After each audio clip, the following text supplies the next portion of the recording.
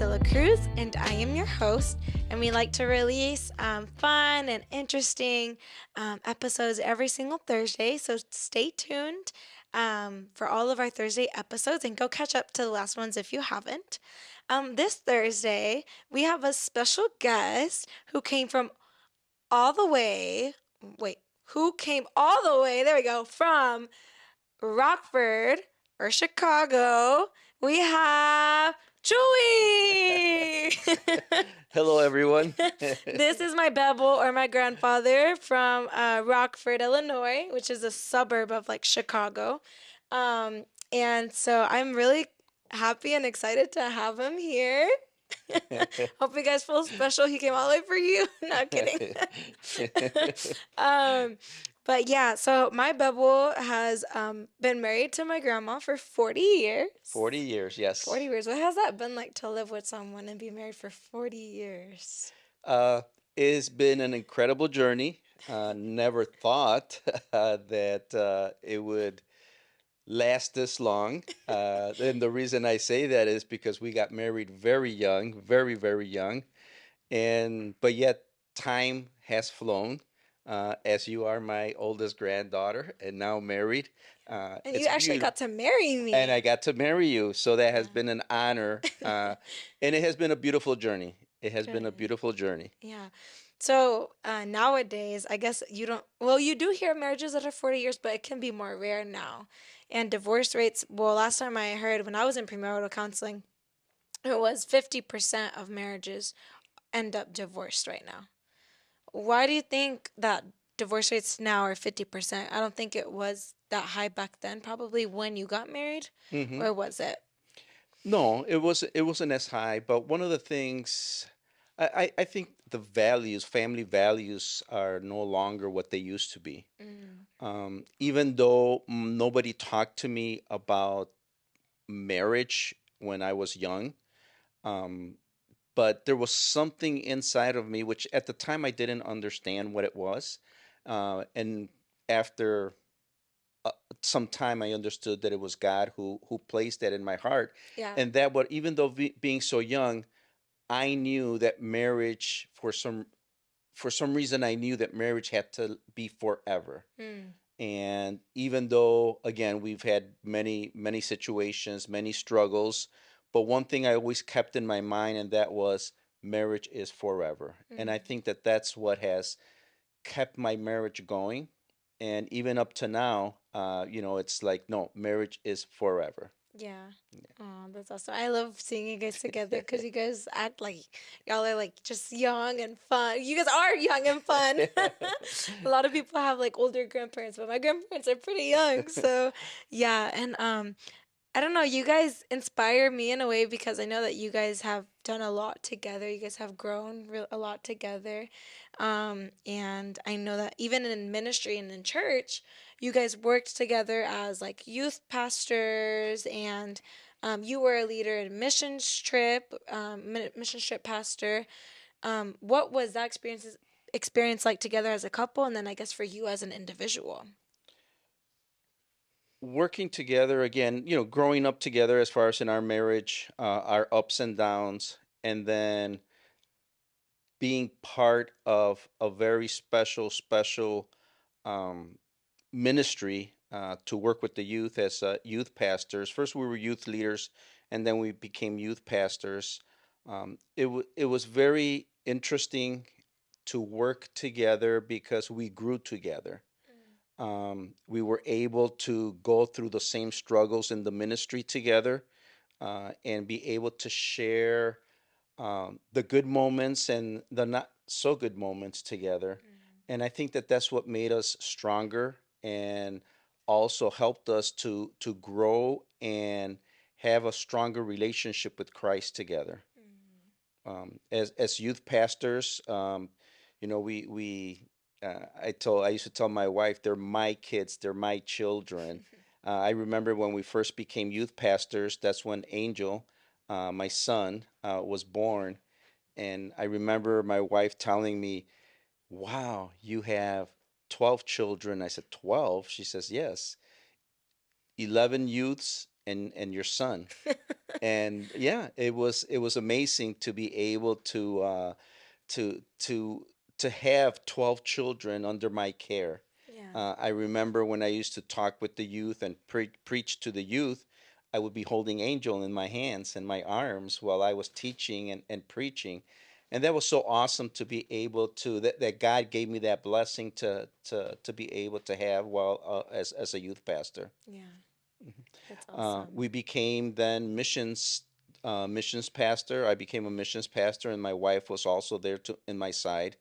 And every time we would organize a missions trip, she was always in charge of doing a lot of things, doing everything that I didn't think of. But it was so awesome again to be able to see the wonderful blessings that God has, not only for the church as we are getting ready to go on a missions trip, but to see how God works financially, how He brings the people together as one so that we can be able to go out and minister out into a different country. Yeah. What were some of the countries and places that you guys went to on your missions trip? We went to El Salvador, Guatemala, Honduras, um, Colombia, uh, Mexico, uh, Cuba, Wow. and but yeah, it amazing. One of the reasons we went to those countries was because I remember our pastor and myself. We wanted to know the culture of the members of our church, Mm, because they would tell us about their struggles, they would tell us about their country, yeah. and we would understand, but we didn't really comprehend 100%. And once we were there in their countries and how they told us how they lived and the things that they struggled with, we were able to see it firsthand. So when we would come back to our church, we were able to relate to our members of the church, as they told us their stories about the struggles that they had in their countries. Wow. So that was very interesting. Yeah, yeah. What was the most interesting experience that you had on? I'm pretty sure you have a ton you could share, but what's I guess one or two Mhm. like interesting memories that you still hold and remember from those missions trips? Oh, um, first of all, I remember when I started going to church and God was leading me into ministry. One of the things I told him was, I don't ever, ever want to go on missions trips. And, and Where the you don't reason want to do, he's gonna send you to that's do it. right, I learned my lesson right away. One of the reasons was because my uncle back in Mexico, he was a church planter, and I didn't understand that. I was young. All I remember was one time we went to visit him in one of the little cities, and it was nice because it was by a river. And my cousins and we had fun that day. Months later, we wanted to go back, and my mom told us, "You can't go." It's like, why not? Well, my uncle had been moved to a different area, and I was very, very upset because I wanted to go and have fun. Oh, And I told my mom, why is it that he keeps moving? And she tried to explain to me what his ministry was. I just thought he's not good at what he does. That's why they kept moving him around. So that stuck in me. And I don't know why I related that to missions. yeah. And I remember telling God, don't ever, ever, I'll serve you, but don't ever send me on any missions trips. Well, Went to God many. has a good sense of humor, and That's awesome. he led me into the ministry of missions. Yeah. Um, God, I remember my first missions trip. I would pray to God for Him to show me, tell me something about what we were going to do in the missions trip. Mhm. Um, and He would always show me some things, reveal some things to me, and I would go in peace. Mm. I remember the experience that we had on the first experience I had on the missions trip, and I thought, "Wow, God, you can't top this." I mean, this was just awesome of what had happened. Uh, and then the next missions trip, same thing. I prayed to Him, and He showed me some things, and I remember again just seeing the awesome things. I mean, I was in awe of what God was doing in those mission trips. And then I said, God, you can't top this one. I mean, I'm sorry, but that one was awesome before, but this one is, you cannot top it. But then I realized, wait a minute, our God is an almighty, awesome God. I can't be doing that because he's just going to keep showing me more and more. And he did. I mean, it's beautiful to be able to experience firsthand miracles, to be able to see the way God's hand just moves while you're serving and you dedicate yourself to help other people and minister to them. Um, One experience that I want to share is I remember we went to it was in Colombia. Um, the whole trip just didn't seem right, and everything was just not the way it was planned. And specifically in that mission trip, I was praying and praying to God to show me, and He wasn't showing me anything. He wasn't revealing anything to me, and I was a little worried because it seems like I didn't have God's guidance. Mm. Um, and just when we were about to land, I said, God, you have not answered my question, my prayers. And I remember just hearing clearly, just watch my hand move. Mm. And I thought, watch your hand move. Okay, God, thank you. And in that trip, I mean, I was able to see how God's hand just moved through our whole trip. Um, the pastor that was going to host us, the hosting pastor there, never showed up. And we ended up staying with another pastor that we had no idea who he was and we never had spoken to him. Um, so he decided to help us through this trip. We went out and we used to buy a lot of food in bulk, grain and all these things in bulk so we can prepare food baskets for families. And we went out and we spent money. And we went out the next day and we spent more money. We went out the third day and we spent more money. We had a warehouse of food to prepare the baskets. And I remember on the third day after we bought the things. I'm sorry. I was coming back. I was sitting in the back with my pastor, and then the head pastor and a brother were in the front seat. And I remember asking God, God, we spent a lot of money. We spent a lot of money in 3 days, and we still have 7 more days. Oh And I God. know that I think our finances are way, way down. And I remember God saying, ask your pastor. Ask your pastor how much he has in the pouch. Because I was in charge of collecting the receipts, he was in charge of paying. So we can have accountability for what we were spending. Mm. Makes sense. And I remember God telling me, ask him how much money he has left. And I'm like, I'm not going to ask him, God. Go ahead. You want to know how much money is left? Ask him. And I looked at him and he was busy looking the other way. And I'm like, I'm not going to ask him. And God is telling me, you want to know your answer? Ask him. In one of those, I turned to look at him, and the pastor turned and looked inside the pouch where he was carrying the money, and he looked surprised, zipped it back up, and turned the other way and started looking out the window. That's when I realized, oh my God, we are down to our last couple of cents for this whole trip, and we still have 7 days left. We got to the house and we unloaded everything. And I remember that night we were going to bed, and I asked God. I said, God, we spent so much money. And he goes, go ask the pastor. Go ask him how much money he has left. I said, no, I'm going to sleep. And as I'm going to sleep, um, God was not allowing me to go to sleep. He told me, go ask him, go ask him. So I got up. I said, all right, God, here I go. As I'm going to, I was in one room, he was in another room. We bumped right in the middle. And he tells me, brother, here. And he gave me the pouch. And I said, no, Pastor. I said, I know we spent a lot of money. He goes, take a look. I said, Pastor, I know we spent a lot of money. Take a look. I opened the pouch. there was basically all the money that we started with on the trip. And he goes, "Did I pay everybody?" I said, "Yes, Pastor, you paid everybody." He goes, "No, look in the pouch."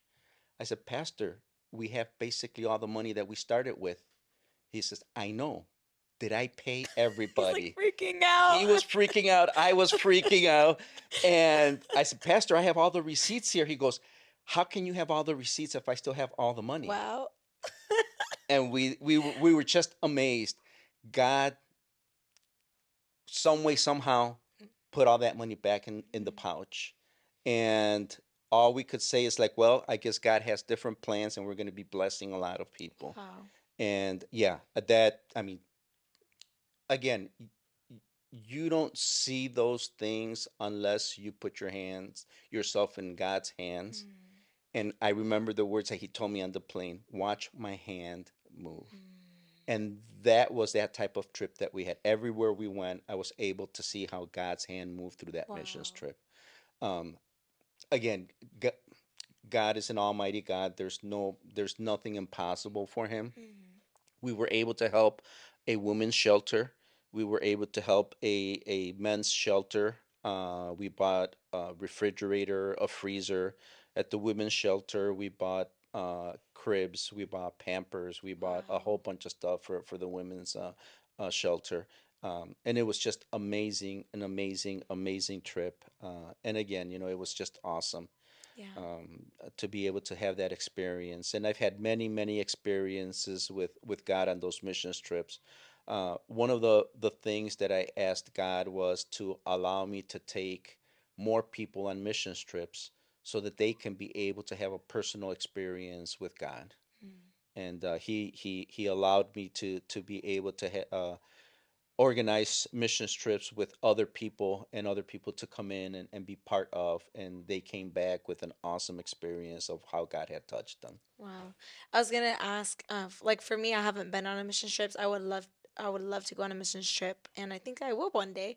But I was gonna say maybe other people haven't either. What is the purpose of a mission trip, or what is supposed to be the purpose of a mission trip? Like what is it? Just an But explanation for there's anyone who doesn't know. there's many ways of going into to a mission trip. One of the things is we're going to, if you're going to go build maybe a church or an orphanage, or you're going to uh, work somewhere in the field as far as ministry. It all depends on the type of mission trip that you're going to go to, or that the church is organizing, or the Mm, organization. I believe that you have to ask and pray God where He wants to lead you to go on a missions trip. And always understand and know that you want to have an experience with God away from your comfort zone. mm, That's the most important thing. I remember my son, he was 12 years old. Actually, he was 11 years old. I kept bugging him to go on a missions trip. You're going on a missions trip. You're going, no, I'm not. No, I'm not. I'm not going nowhere. So I got tired of asking him. And when he turned 12, and we were getting ready to go on a missions trip, and he asked me, Dad, can I go? And I said, son, you can't go. Everything's already said. You don't have your passport. Tickets already bought. I said, for next year, you can come with us. And sure enough, I remember in church, we would celebrate the new year. In the church, we would pray and we would have dinner and so forth. And I remember him coming up to us when everybody was hugging each other, saying Happy New Year. He came over to me. He goes, Dad, I'm going, right? I'm going. I'm like, we're not going home yet, son. We're still here at the church. No, you said I can go. It's like, you can't go nowhere. It's midnight. You're not going to go outside. He goes, no, you said I can go on the missions trip. What? You said the next year. Now is next year. mm.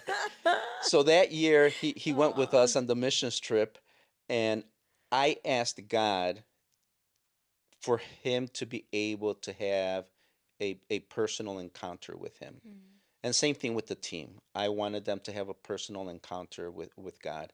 Um, And I think that's the whole key. Even though you're going to go out and help and minister or whatever you're going to do on that mission trip, the most important thing is God, I want to get to know you in a different way than I know you here sitting in my comfort zone. because definitely you get to see many, many things that God will reveal to you on a missions trip. Yeah. So prepare yourself with prayer and ask God to guide you and put in your heart what area He wants to take you on a missions trip to be able for Him to minister on a one-on-one basis, if you can say. Yeah. That's awesome. I feel like that's a beautiful experience that everyone should have, because I mean, yeah, I just can't even imagine all the crazy things that God can do Hmm. in places that you've never been, with people you've never been, and that's Yeah. how you get to see Him move. And I feel like that, Hmm. if that doesn't shake your faith to a higher level, what does? You Yes, know? yes. One of the things that we've taught our team was we don't go and sleep in hotels. We eat what everybody eats, and the teams that were able to go with me understood. And even my son, I mean, 12 years old, I told him, I said, son, if you're gonna go, there's no pizza out there, and there's no McDonald's. We eat what we have to eat, Yeah. and that's it. And yeah, he like a true like a championship missionary. He did it, but he learned about giving. Mm. Every year when I would go, I would ask him, put three of your best pants, shirts, and shoes and toys, and then once he would put them out, I would then say, okay, give me one of them so I can take it on a missions trip. Wow.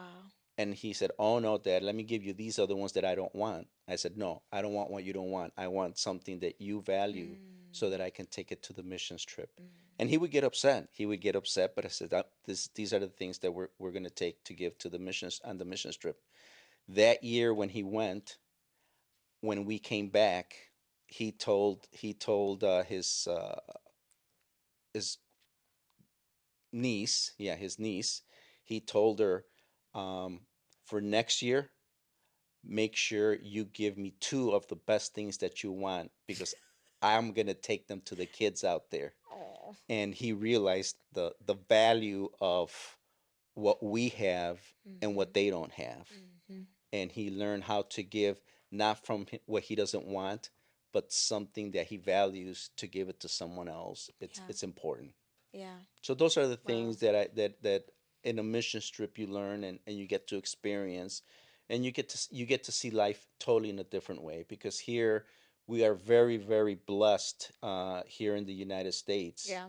and we forget a lot of times that there are people who are suffering and hurting and don't have anything. Yeah. So yeah, definitely in a mission trip you get to I learn mean, much. yeah, that's awesome. What was the craziest thing that you had to eat that you would never eat here?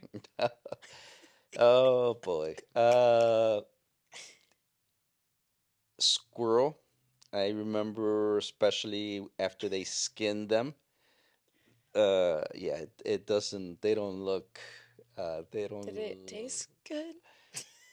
Did it taste good? Listen, we used to get up. We used to get up at 3 o'clock in the morning. Oh wow. We were out walking to get to we were going in the dark, and we would just In the they dark at in three the in the dark at morning, three you in the would. morning. We That's a all real the only mission light. trip. Yeah, the only light Wow. you have is the light of the moon. That's the only light that you have. And so by the time we got to where we were going, the sun's coming up. Beautiful sunrise. You work all morning because then by 8, 9 o'clock the sun is just beating. They would take us a little sandwich, if you can say, and not till 1 o'clock when we got back, we would have something to eat, and then we would go back and come back at night, and that would be our dinner. So, I mean, we were starving by the time we got back. Yeah. So to not want to eat what was on the plate, there was no option. You Yeah. would eat. You would eat because you were starving. You were Wow. starving, and but it, and again, it's a beautiful experience. The people that were hosting us, the people from that community, they were able to see that we wouldn't go to a restaurant. We wouldn't go, we didn't despise their food or reject their food. Mm-hmm. And we sat with them and we ate with them. Mm-hmm. I remember, and oh, one thing is, and they don't cook like for 50 people. If there's 10 people, they cook just for 10 people. And Mm. there's just basically Because they one have just serving. enough for Yeah, everyone. one serving because that's the way they're Did they're you lose weight accustomed when you would to. come back? Yes, Yeah. I would go. That's a nice way to lose weight, definitely, definitely. But and again, it's nice. It's Yeah. nice to be able to go through that experience. Yeah. Here we go look in our refrigerator, and we say there's nothing to eat when the refrigerator's all full. Mm. I mean, when you go on these mission trips, literally, yeah, there's not much to eat. One day I remember I told my team, guys, I'm sorry. This time I'm showering first and I'm going to the table first because I am starving. And so I remember showering, went to the table, and all I saw the ladies was they had these plantains, and they had cooked them and they would put some type of sauce on them. And I thought, oh, that's going to be dessert. Okay, I can't wait for dinner. And then one of the brothers came over and he says, brother, I think that's all we're gonna have for dinner. And I said, no, that's dessert.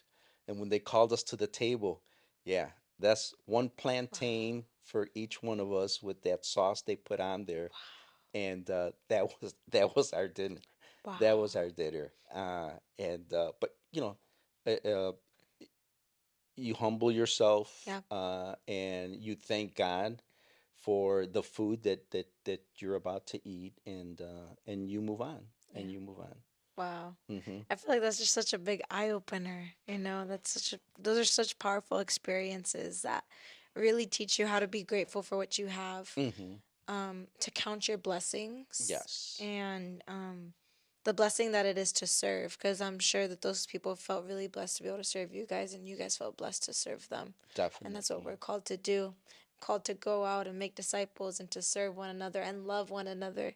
Hmm. And I feel like mission trips is a good way to live that out and to practice that. One of the experiences that my team had was, again, we were walking 3, 4 o'clock in the morning, and as we're going down the road, you hear voices, and as we're getting closer to these little huts, the voices are getting louder and louder, and one of the team members says, "Oh, they're probably still celebrating from the night before at the party." Um, well, as we get closer, you can just feel the presence of the Holy Spirit because they were actually crying out to God. They were actually glorifying and exalting His name and thanking Him for a new day. Wow.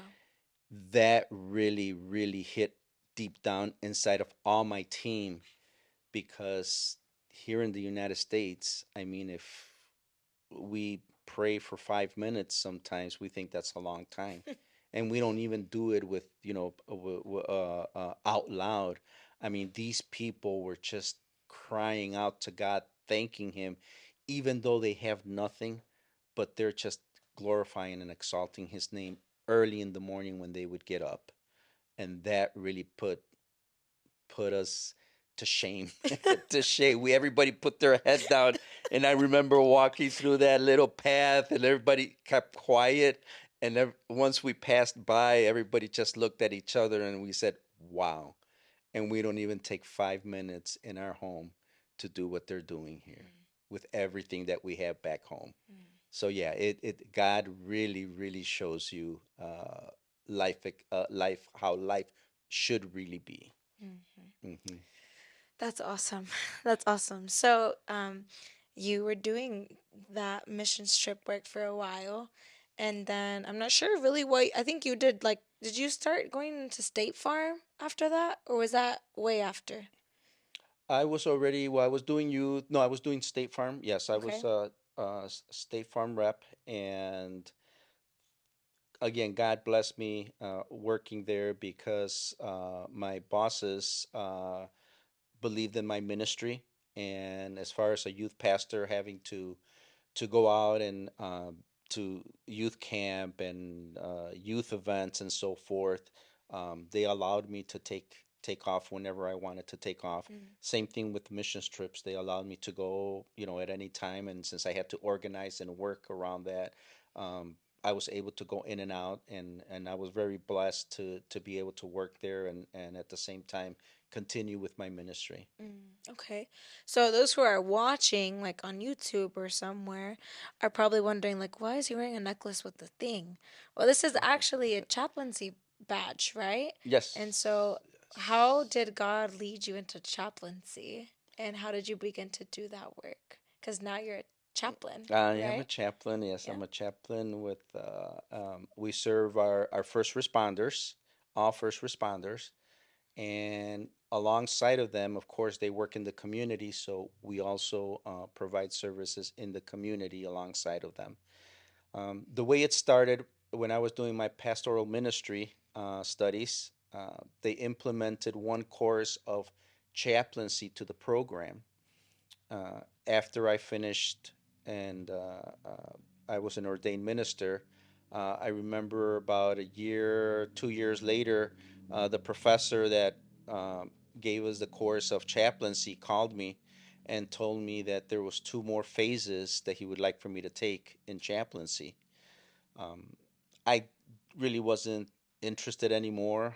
Plus, I had to travel to Chicago back and forth from Rockford, and it's an hour and a half. And I really didn't want to do that anymore. But he kept insisting, and these are the words that he told me, and I still remember. God has something special for you. He's going to show you things. You're going to see things that no one in their lifetime will ever see, and you're going to see them in such a short time. Wow. And you're going to meet people that you never thought you would meet. He goes, I know God has something special for you. And with those words, I thought, you know what, I'll give it a try. And yes, I did. I graduated and with chaplaincy certifications, and I started working with the sheriff's department in our area. And right now, I'm the executive director, head chaplain of our organization. And we provide chaplaincy services for our first responders and the community as needed. So, what I was gonna say, I left my head. I was gonna ask you, oh, what has been your experience being a chaplain in Rockford? Because I know the crime rates at Rockford are pretty high because it was one of the cities with the most crime rates. Hmm. So, what has it been like doing or being a chaplain in Rockford in today's day? Again, the reason I got involved with chaplaincy is because of our first responders. Mm-hmm. I remember there was a shooting in Rockford, and being a youth pastor, um, the first thing that came to my mind, there was a officer involved shooting. The first thing that came to my mind, without knowing, I thought, okay, the officer's probably surrounded with a lot of people from his department while they're doing the investigation, but who's there for his family? Mm. What if he has children? Who's there for his children today, tomorrow, a week from now, a month from now, a year from now? Especially, with bullying in the schools and the way Mm-hmm. things go. My whole thing was who's taking care of the kids if he has kids? And if they're teenagers, who's there for them? And that's how I started asking more and seeing about chaplaincy with law enforcement. And again, my heart was set with the youth, and I figured, well, they have family, and that's how I got more involved with chaplaincy. Um, we need to take care of our first responders. They go out day in and day out to protect us. They go into our cities on the worst to be in the worst cases in the worst Mm-hmm. neighborhoods, and it doesn't have to be the worst neighborhoods. I mean anywhere Yeah. for the worst situations. Um, they get lied at and lied at and lied at all the time. Um, as far as with law enforcement, I mean, who can they trust when everybody lies to them left and right? um, with all the things that they see, with all the things that they go through, um, who's there to take care of them mentally, psychologically, and most of all, spiritually. And that's where we come in as chaplains, to ride along with them, to build a relationship with them, to build that trust, because you can't have that relationship and that trust with the, especially with law enforcement, because again, they don't trust many people because of what they go through out in the streets.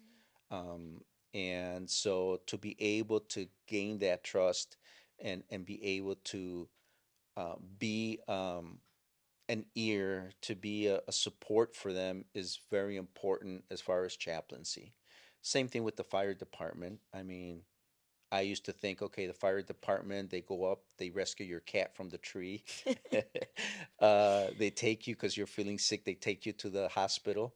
Uh, but there's a lot more. I mean, there's accidents, there is fires, there is, all sorts of different types of deaths that the fire department and police have to face, and who's there for them, who is there for them in those moments. And again, if it was just a one-time event, I mean, not that would be easy, but day in and day out, day in and day out.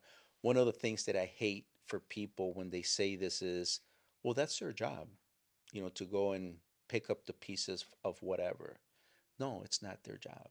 No, they don't want to train for those things. They don't train for those things.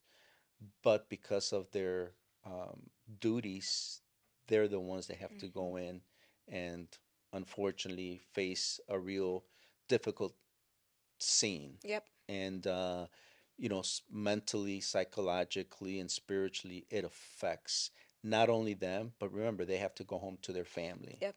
and that affects their family. Mhm. So, this is where our ministry is very important. I take it very important because we want to take care of our first responders. They're taking care of us so that we can be able to sleep and be able to do things peacefully and enjoy while they're out there, taking a lot of blows for us. Yeah. I was gonna say maybe we can backtrack because someone might be listening, being like, "What is a chaplain? What is chaplaincy?" So what is a chaplain? So, a chaplain basically is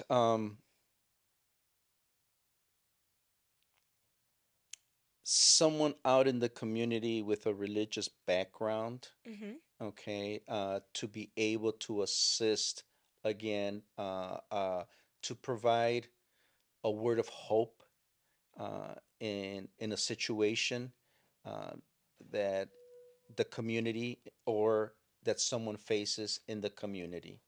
Um, there's different types of uh, religion, people that come in and provide services for whoever needs a chaplain service. Yeah. But one of the things that we do not do as far as with our organization is we are Christ centered. Our organization is Christ centered. Christ centered.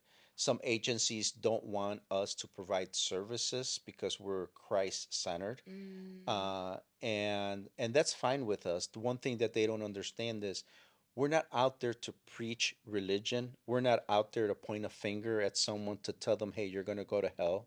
Yeah. What I teach my chaplains and what we've Except for learned. that one lady that you told was gonna go to. Oh, yeah, I'll give you that story in a minute. You had to bring that up, No, huh? that's a good story that I think Okay. people should hear because Hear that that was one? funny. You should go ahead and share the story All really right. quick, really This quick. only happens in Rockford, though, okay?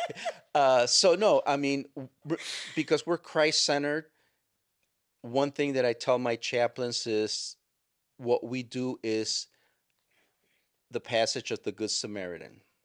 If there's a need, we're there to supply the need. We're there to help in the need. Mm. No matter what religion the person is, no matter what background they have, no matter the education, no matter their culture, no matter their color, it's not about that. It's about how can I help you? Mm.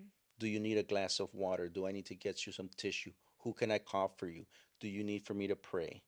Those are the things that we're there for to assist. But most importantly is to be the light in the moment of darkness, to be a word of hope when there is no hope. That's what we're there for. I tell most of my chaplains are pastors, and I tell them, get off of your throne as a pastor, step down and serve. Mm, I don't like positions. When people ask me, I just tell them I'm a servant of God. mm, That's who I am. mm. And so, as far as chaplain, a chaplain is a minister or a religious figure to be out in the community to provide spiritual Mm. assistance to when needed. Mhm. Very good explanation. So my the little story you mentioned Yes. about we had gone. I went with a One thing deputy. about my grandpa is he's hilarious. Like if you actually like get to know him and spend time with him, he's literally he should be a stand-up comedian too. Like why not? But anyways, Thank you, thank continue. you. No. Uh, but no, again, this was through chaplaincy, and I take the ministry very serious. I went with a deputy. It was a single mom. She or someone had gotten into an accident, hit a few cars. She picked up the pieces that she broke off of the cars of her car, and she took her vehicle to get repaired to a different town. Well, she picked up the pieces from one of the vehicles that she hit, and with that number that's on that piece, they were able to trace it to find out that she was the one that hit that vehicle. So we showed up at her house, and she came out, and the deputies explaining to her, what happened, were you driving? And again, she just started one lie after another lie after another lie, and she just kept on lying. And I'm standing there just listening, and I have my chaplain shirt on, and standing there, and the deputies telling her, if it was someone else driving the car, tell me who it is. You're telling me that someone drove it, and then she changes her story that she did it and that someone did it. He goes, look, I'm going to have to give you a bunch of tickets. Do you want to pay all of this money and take that money away from your children if someone else did it? Well, no, no, blah, blah, blah, blah, blah, blah. Well, the officer was kind of like, okay, enough is enough. You're going to go to jail. And she's saying, I'm not going to jail. Well, if you keep lying, you're going to go to jail. Well, I'm not going to jail, but you're lying. And she kept on lying and lying. Um, you're going to go to jail. And she says, no, I'm not. So he turns and looks at me and he says, Chaplain, tell her where she's going to go if she keeps lying. Well, definitely I can't tell her she's going to go to jail because he already told her. And he goes, go ahead, Chaplain, tell her where she's going to go if she keeps lying. And the lady looks at me and she goes, I'm not going to jail. So I said, ma'am, if you keep lying, you're going to go to hell. I was so embarrassed because I was like, this guy just put me in a bad spot. And he just turned, he was holding it and holding it. He goes, Chaplain, ma'am, excuse me, we're going to go in the car. We're going to print out these tickets. We walk into the squad car and he's just cracking up. He turns his computer so she can't see him. And he looks at me because like, wow, Chaplain, I can't believe it. And I'm like, I don't believe what you just did to me. I can't believe what you did. He goes, you literally send her to hell. And I says, well, why you put me in that spot? And he says, I thought you were going to tell her you're going to go to timeout. And I was like, really, really? So yeah, that was an experience for me, and I'm sure the Oh my deputy had a nice gosh. laugh. But Yeah. yeah, yeah, that's so Wow. I'm known the chaplain that sends people to hell if they don't behave. So yeah, that's a good It's one. a fun story. Oh my goodness. I can see your face in that position like to hell. I mean, where else? What You am I already gonna said tell him, jail. right? That's funny. What is the case that you've seen most there in Rockford that you've had to kind of step into? I don't know how to categorize it. Not a case, maybe, but like, what is the most serious problem out there that you've seen that you've had to encounter quite a bit with different families or people? um, well, and I'm sure it's everywhere in the United States or the world. Domestic, the violence. It's everywhere, and it's sad to see. Um, a lot of in our area, drugs overdoses. I mean, it's just unbelievable. we have and it goes in spurts. But there was a time when it was couples, husband and wives, and you get to see this. A lot of people think, "Oh, that just happens in this neighborhood, or this happens only with this race." I mean, as a chaplain, I get to see it from all all sides of the community, rich or poor, different types of religion, different types of cultures, as far as, drugs and everything. But yeah, I mean, there was a time when, I mean, it was, let's see, I think one, two, three, four, five, six couples died of overdose within a span of 2 weeks. Wow. And to go tell their children Mm, that their mom and dad had died of overdose, mm, really, really is just unbelievable, to see, or go through that experience. But I think to me, and I think to a lot of the first responders, the biggest impact is a child's death. mm, It might be of a natural cause, or an accident, or whatever it might be, even overdose because they grab something that they shouldn't grab that's in the mm. house. Uh, it hits very hard on the first responders. And even myself, those are the scenes, or the cases, or the calls that 'Cause you go on scene I, for I the go on events, right? scene. Yes, I go on scene. I get to see firsthand a lot of things also, um, that I'm allowed to. A lot of the officers invite me in. In other words, what I mean by invite is they allow me to go to the scene, um, and I want to have that experience of what they see, because I'm able to understand more of how they feel, Mm, of how their job really takes a toll on the mind, psychologically, mentally, and of course spiritually. um, because if you just read about it, or like the movies, it's not real until you're there. mm. uh, and again, a child's death, a baby's death, really, really impacts and hits hard, with the first responders. Yeah, And those are difficult calls. Those are the most difficult calls to be able to go on. yeah. What's been the how long have you been in working as a chaplain? How many years? 10 years with 10 law years. enforcement, or first responders, and 5 years in the hospital. I was a volunteer chaplain at a hospital. So you're looking at about 15 years total. 15. And all of your 15 years is probably a hard question to answer, but what's been the toughest case that you've had to come to face with as a chaplain in these 15 years?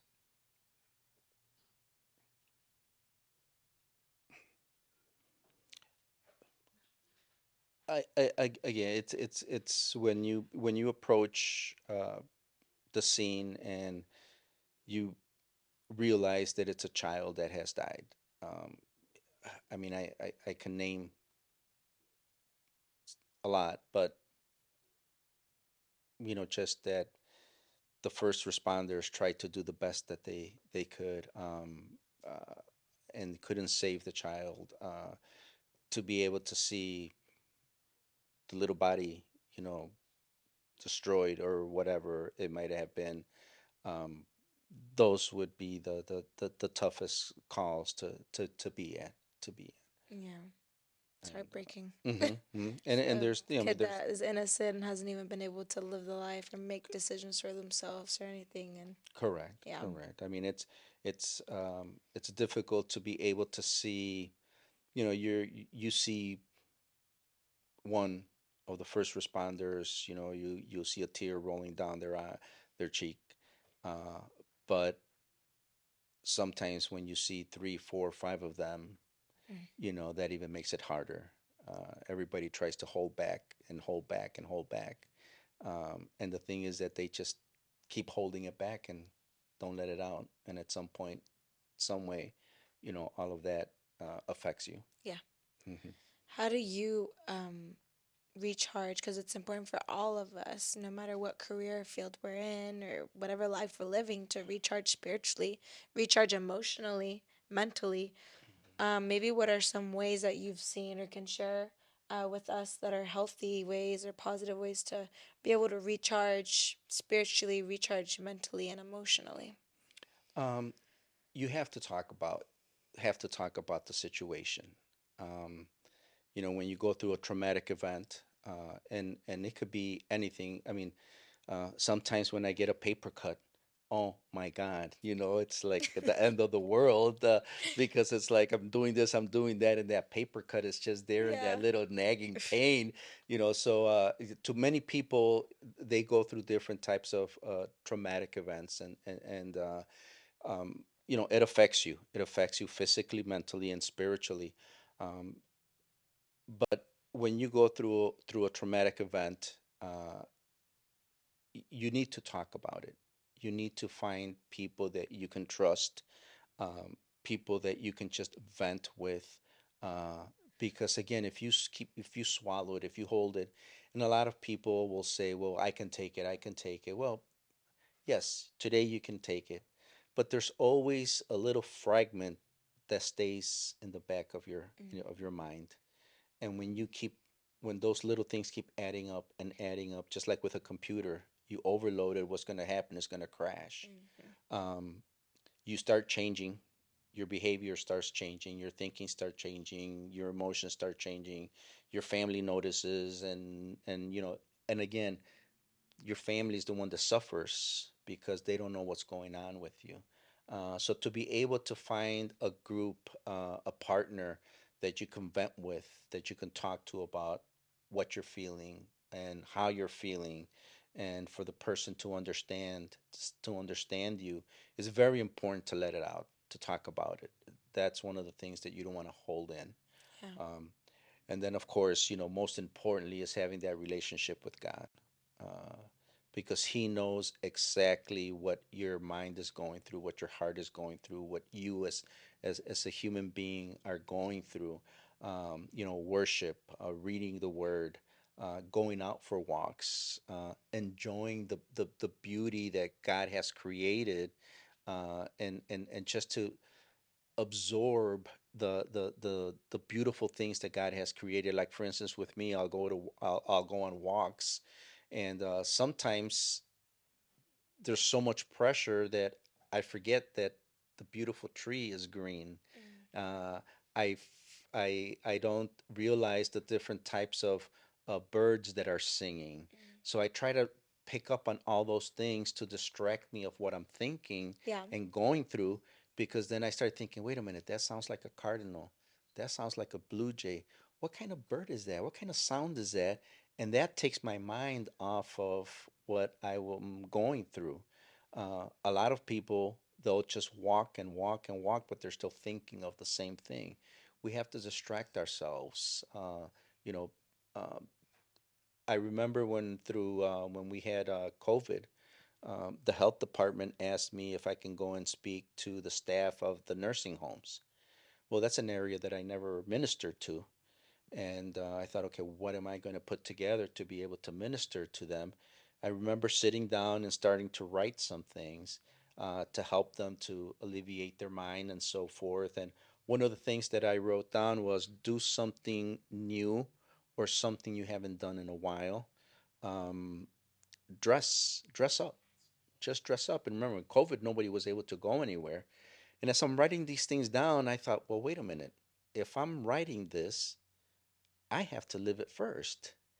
So I remember I love cooking, but I was never good in baking. And I thought, what am I going to do? What am I going to do? Something new or something I have not done in a long time. I know I'll make some cookies. So I went to the store, and I remember going through the aisles looking for this, looking for that. I looked for the recipe, and I went and got the things. Came home, got all my stuff, and started, preparing everything. Made the cookies, and I was amazed. They turned out, the first time these cookies turned out amazing. But one of the things that I realized, again, through the whole process, my mind was away from other things. I was just concentrating on trying to make the best cookies and putting the ingredients together. And I realized this is, I have to live it. If I'm going to preach it, I have Yeah. to live. Another thing was dress up. Of course, we couldn't go nowhere. And I remember I put on my suit and tie, and my wife says, "What are you doing? You We're can't going go on a date nowhere. That's right, outside in the outside in backyard. the backyard." Yeah. And I said, "I'm just dressing up today." I showered, I put some cologne Whee! on. Yeah. And the whole day I wore my suit and I sat there and watched TV with my tie and so forth. And you know what? It felt good. It felt good to dress up and again, and that's why when I took this and presented this to the staff, you know, we have to get our mind off of things so that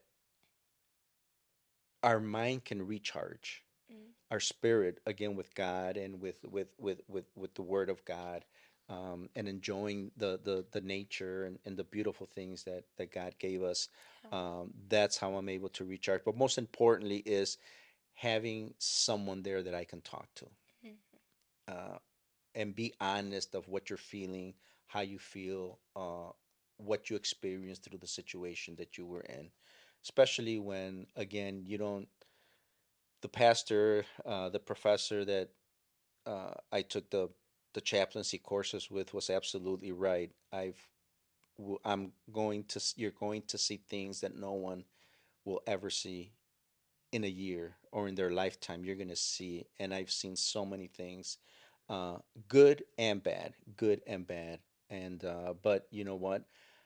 I've learned that I need to take care of myself in order to be able to take care of other people, mm, mhm. and that's very important, especially that relationship with God.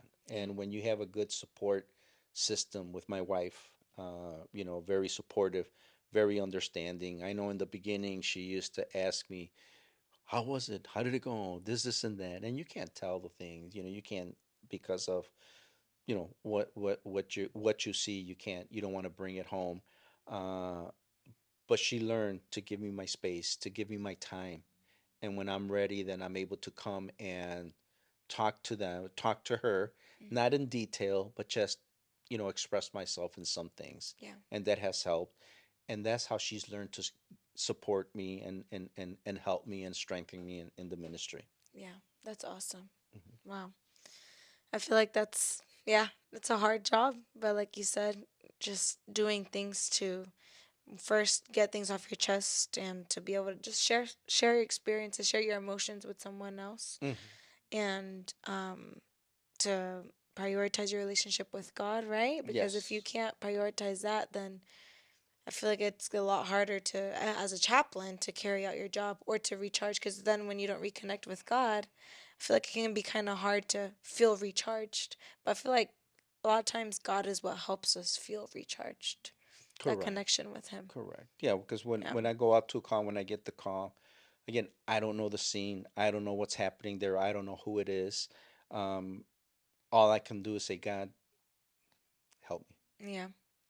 May they be able to see you through me, and may your words come out of my mouths, Mm. because I have no idea how I can help the people. Yeah. You're the one that knows. Yeah. And if we don't do that, I mean, we're gonna mess up. Yeah. We're gonna mess up Yeah. because in a situation where a person needs a word of hope, a word of comfort, it could only be from God. Hmm. Yeah.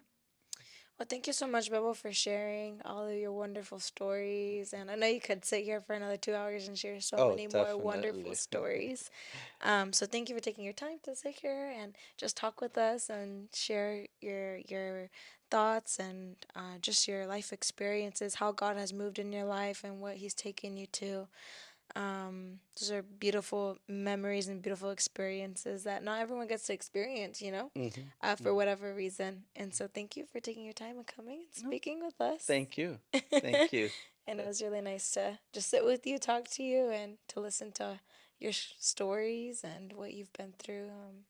And yeah, thank you. Great. Well, And thank you for thank you having for me. what you do for your area of your first responders and your law enforcement.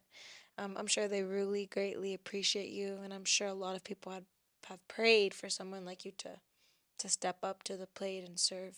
So appreciate you for being obedient Well, and doing what you thank you. do, because you put a lot of things aside for your job and you work hard and Yeah, one thing, if I may, to everyone who is able to see your your mm-hmm. ministry too, is please pray for our first responders.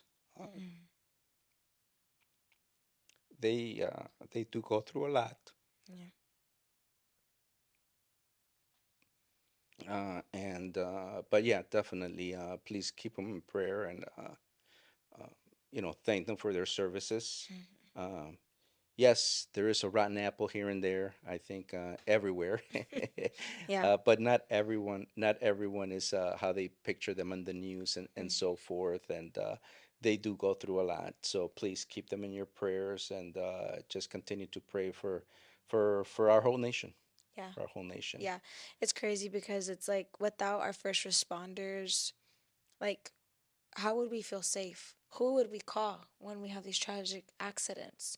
When these horrible things happen to us? Who would be there if it wasn't for them? Mm, No one ever thinks of that. And I think their image has been damaged in a lot of ways. And like you said, there could be rotten apples here and there.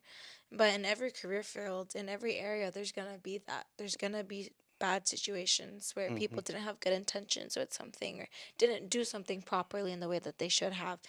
Um, and so I think this is an important topic that probably isn't even discussed because everyone avoids the topic rather than let's sit down and actually talk about it. mm-hmm, mm-hmm, But we think we should be grateful for the work that they do carry out and the service that they provide us, because if it wasn't for them, a lot of the situations that happen, how would they be handled? Because mm-hmm, they're the ones that are there. They're the mm-hmm. ones that do the dirty work, really, when it comes down to it for us. Correct, So, correct. So again, thank you very much. Greatly yeah, appreciate yeah. your ministry. Yeah, of course, of Okay. course. Thank you all for joining and listening. And if you liked this episode, give it a like or a thumbs up, or let me know. And thank you for, if you are in law enforcement and you're watching, thank you for your service. Thank you for your time and for your efforts. And we greatly appreciate it. So thank you guys for listening and supporting. And make sure to stay tuned for next Thursday's episode. Bye, guys. Stay blessed.